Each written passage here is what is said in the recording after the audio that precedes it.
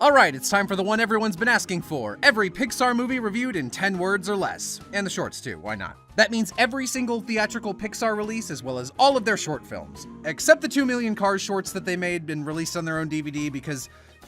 Look, I'll be real, I didn't want to watch those, okay? I watched the 2 that came out on the Pixar Short Films collection. That's fine, that's more than enough. Normally, this is where I give a rundown of my positive-negative review system, but pretty much everything on this list is positive, so instead, I'm gonna quickly talk about what each number means, because some of these videos people comment like, well, hey, you gave it a 6? What, you didn't like it? Like, whoa, hang on there, buddy. A 6 out of 10 is not an F. I'm not the American educational system. A 6 is above average. A 1 is a garbage movie that nobody should ever see. It is boring as sin and it hurts to watch. There is nothing of value to be gained from seeing it. 2 is slightly less terrible. Maybe there were a few redeeming jokes or that one character you liked that kept it from being a 1, but it's still very painful. 3 is the same way, but it no longer physically hurts to sit through the movie. This is the rating you give a film when you're actively checking the video bar over and over again to see how long you have left until the ending. 4 is mediocre. Just bad. Not horrible, but you didn't really enjoy yourself. 5 is an average movie. Like, yep, that was a film. You didn't hate it, you didn't love it, it was fine, but you kind of feel like you could have done something better with your time. A 6 is the first good rating on the list. It's a movie you enjoyed watching and it didn't actively waste your time, but you don't have any interest in seeing it again. A 7 is a movie you enjoyed enough that you would want to see it again, even if that rewatch is pretty far off in the future. Like, you could recommend this to someone, you liked it. I often give 7s to movies that are mostly really good but have some pretty noteworthy flaws. 8 is just a solid, entertaining movie. Really enjoyable. Maybe even great. A 9 is an awesome movie, really engaging, something you'd really want to recommend to anybody. The kind of movie that makes you want a sequel. A 10 is an entertaining movie that does something with its filmmaking or storytelling that is so noteworthy that everybody who likes film should see it. That doesn't mean it's a perfect movie, but it is a must-see for one reason or another. And I should say those are more guidelines than they are hard rules, but that's basically my system. So, now that we're all on the same page, it's time to review every Pixar movie in 10 words or less. Okay, it's Brave Little Toaster, but this time they're toys. I apologize for my childhood prejudice against ants. Okay, it's Brave Little Toaster, but this time they cry. I wish I got paid for screaming at work. Glad that's all wrapped up and doesn't warrant a sequel. Great family drama disguised as a superhero movie. Fleshy car tongue, tiny car bugs, car tramp stamp. Dull movie's finale leaves a good taste in your mouth. But it's so preachy. Shush! Cute robot love story. I don't want bird. Wait, yes I do. Okay, Brave Little Toaster, but this time 2 cries. I want to make a spy movie. No, you make cars. Mother Bear. Animal House? More like Monster House. More like Monster House. Oh no, not Booper the elephant. Western dinosaur dog movie. Well, you heard the darts. More like Finding Dory. Oh God. More like Monster House. Hey, can we make a good Cars movie? Fine. 1. Recuérdame, no llores por favor, perdóname, ya estoy llorando. Alright, that's all the movies. All we have left to do are the shorts, and it's a little too easy to rank a short film in 10 words or less, so how about we challenge ourselves and do it in 5 words or less? 1984 was a rough year. A real ball buster. Hey, this looks alright. Nice 90s bowling alley wallpaper. It's just me, but 70.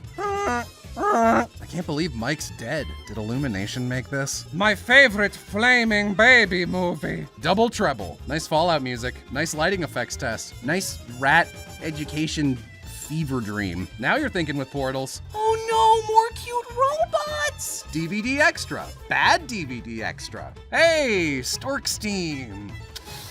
Bad news. Really clever visuals and sound effects. Okay, this time it's Moana. Okay, this time it's McDonald's. Have you bought planes yet? Pixar makes the DreamWorks logo. I like John Michael Higgins. Make a TV show already. Brave lore. More like bore. That's some interesting slow-mo. Filling my water with volcanicity. Incredibles 2 looks neat. Inside Out is mediocre. Oh, they're so cute. I teared up a little. And that's all of them. But before I end the video with my usual top and bottom 3 movies, I'd like to take a moment to talk about this video's sponsor, BetterHelp. BetterHelp is an affordable online private service that connects you with a personalized therapist or counselor. Sometimes people will message me online or come up to me at conventions to tell me that my videos help them to get through a tough time, whether that means depression, loss, what have you, and that's great, I'm happy to help. So I'd like to reach out to those viewers now and offer them this tool in case those tough times ever come back. Once you've been connected with your personalized counselor, you can talk with them via text message, video chat, phone call, however you like, and they even offer financial aid to those who qualify. If BetterHelp sounds like something you might be interested in, please consider clicking the link in the description to start the conversation. Thank you for listening, and now without any further ado, here are my top and bottom 3 Pixar movies. To infinity and beyond! Coco. Coco is a super cute musical buddy adventure about a young boy trapped in the land of the dead and his skeletal companion, Hector. They have a great dynamic. I love Dia de los Muertos aesthetic, I love good songs, I love big musical final boss fights, I love crying like a baby at the end of this movie. Go see Coco, it's very, very good. You are a sad, strange little man, and you have my pity. Bug's Life! Bug's Life. It's about bugs. Yup.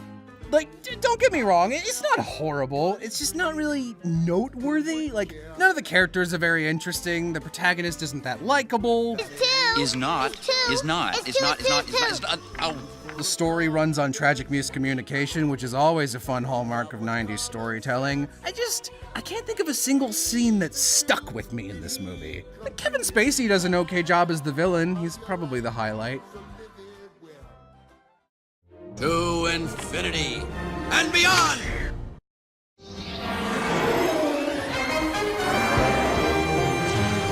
The Incredibles. The Incredibles is not only one of the best superhero movies of all time, but also one of the best family movies of all time. And I don't mean that it's a movie for the whole family. In fact, I didn't like this movie as a kid because all the subtleties of Helen and Bob's relationship were totally lost on me then. But now I find them really interesting. It's just an honest depiction of a husband and wife against a fun, poppy superhero backdrop. And that's a really cool, unique, interesting story setting. Every scene is cool, every scene is fun. I like pretty much everything about this movie, except Violet. Why do you sound so whiny? You are a sad, strange little man, and you have my pity.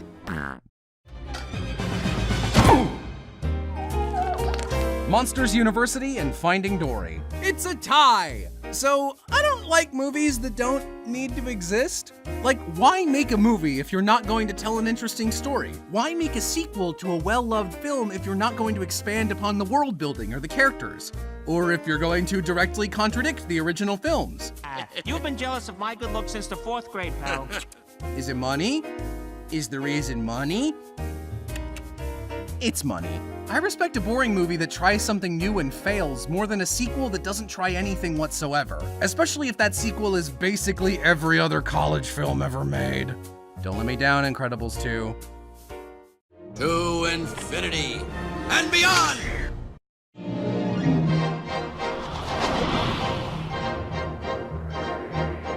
WALL-E. Some people don't like WALL-E because they say it's too preachy with its environmentalism or because they don't like the human characters. And while I admit it doesn't handle those things perfectly, WALL-E isn't really about that. At its core, WALL-E is a love story. It's a cute love story between two robots in space, and most of the film is told without speaking a single word.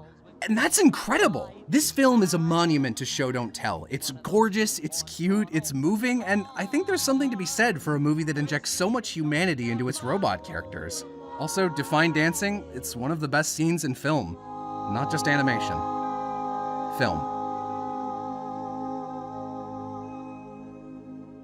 You are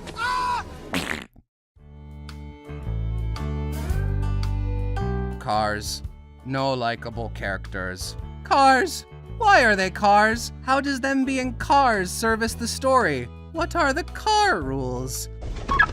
Oh, they locked themselves because they were scared? What are they locking? Can cars open each other and steal things? What do they steal? Do they steal organs?